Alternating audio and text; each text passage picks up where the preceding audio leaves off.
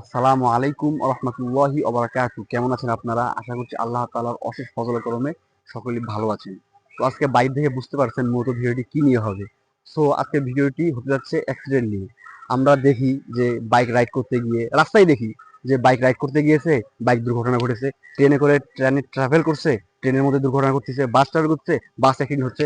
So এই accident থেকে আমরা সুরক্ষা পাবো কিভাবে? এই অ্যাক্সিডেন্ট থেকে আমরা হেফাজত হবো কিভাবে? হ্যাঁ, তো হাদিসের মধ্যে এসেছে যে ব্যক্তি এই কাজগুলো করবে, এবং ওলামা হযরতও বলেছে যে ব্যক্তি এই কাজগুলো করবে, এই কাজগুলো যদি করে, তো ট্রেন ট্রাভেল বলেন, বাস ট্রাভেল বলেন, বাইক রাইড বলেন, যে কোনো কিছু করতে গেলে আল্লাহ রাব্বুল ইজ্জত আপনাকে এই অ্যাক্সিডেন্ট গুলো থেকে হেফাজত করবে। হ্যাঁ, সো এই ভিডিওটি আর বড় না করে মূল টপিকটির দিকে অগ্রসর হওয়া যায়।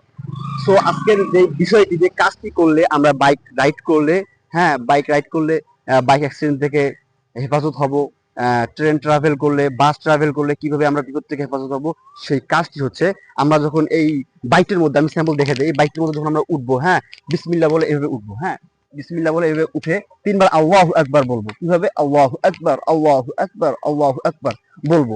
বলার পর একটি দোয়া পড়বো। দোয়াটি হচ্ছে সুবহানাল্লাযী সাখার লানা হাযা ওয়া মা কুন্না লাহু মুকরিনিন ওয়া ইন্না ইলা রাব্বিনা লামুনকালিবুন। এই দোয়াটি পড়ে তিনবার সামনের দিকে এভাবে ফু দিব। তাহলে যদি আমরা এই ফুটি দেই, আমরা যখন বাইক রাইড করব বা বাসে ট্রাভেল করব, ট্রেনে ট্রাভেল করব, সামনে আমাদের যত বিপদ আসবে, সামনে আমাদের যত বালা মুসিবত আসবে, আল্লাহ পাক রব্বুল আলামিন সবগুলোকে তুলে নিবে। এবং আমরা যদি অ্যাক্সিডেন্ট করি, তাহলে বড়সড় অ্যাক্সিডেন্ট করলেও আল্লাহ রব্বুল ইজ্জত আপনাকে সেই অ্যাক্সিডেন্টের দুর্ঘটনা থেকে হেফাজত করবে।